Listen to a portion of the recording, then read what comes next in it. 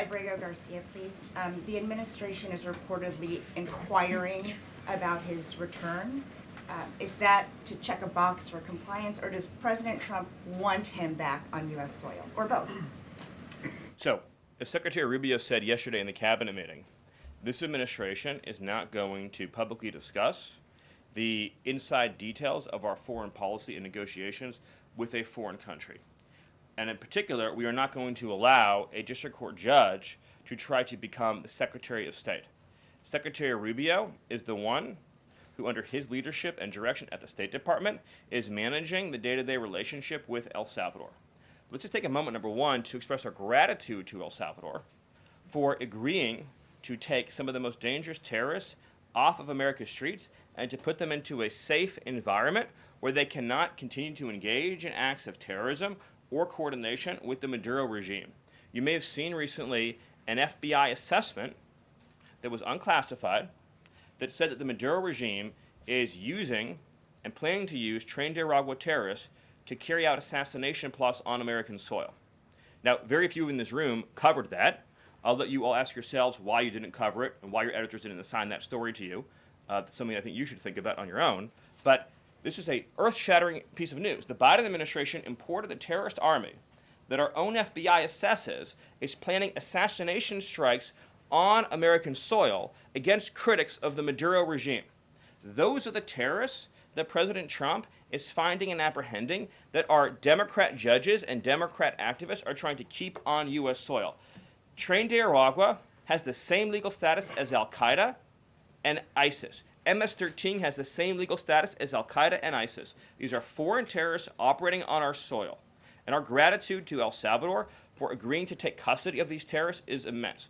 With respect to the case that you mentioned, there's now even been more evidence that has been made public of this person's violent, repeated threats and assaults against his spouse, someone who had repeated, documented human trafficking and human smuggling offenses, somebody that has extensively documented membership in MS-13, a terrorist organization, and of course he had MS-13 tattooed on his knuckles.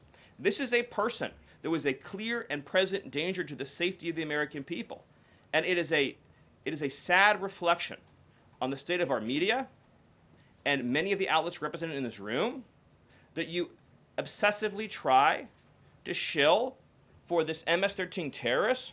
Well, no coverage occurred in your papers about any of the Americans that were raped and tortured and murdered by the illegals that Biden was importing into our country. You know, you talk about due process. The Biden administration made the decision to give extensive due process to two Tren de Aragua terrorists that were apprehended at the border just a couple years ago. They were two gentlemen.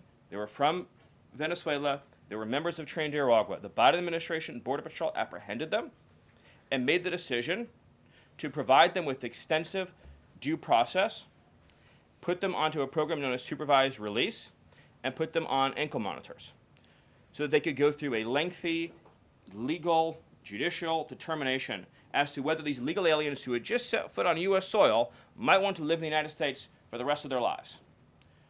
What was the result of that decision? What was the result of that choice that was made?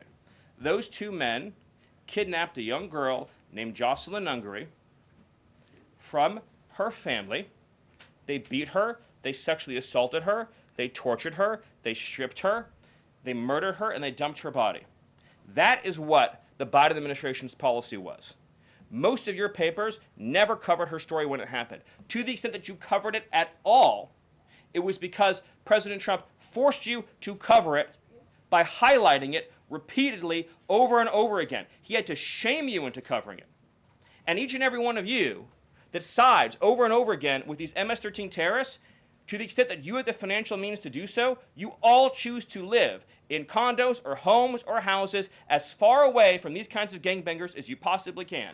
If I offered any one of you a rent-free home with no taxes to pay in any of these gang neighborhoods, and I said your neighbors are MS-13 terrorists or Mexican mafia or Sinaloa cartel or Tren de Aragua, I couldn't pay you to live there.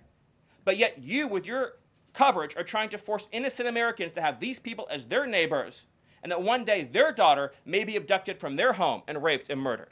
So you're not going to get an ounce of sympathy from this administration or President Trump for the terrorists who've invaded our homes and our country.